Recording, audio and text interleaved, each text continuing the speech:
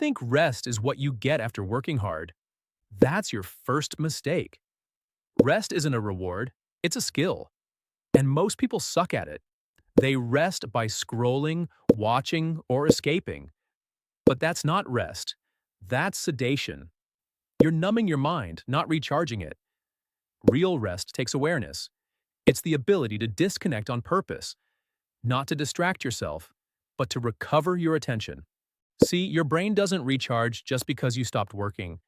It recharges when you stop consuming, when you let silence breathe, when you take a walk without your phone, when you rest your mind, not just your body. Because rest isn't something that happens after productivity. It's what makes productivity possible. If you can't rest, you can't focus. If you can't focus, you can't grow.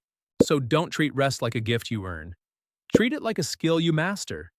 Because when you learn to rest well, you don't just recover energy, you multiply it.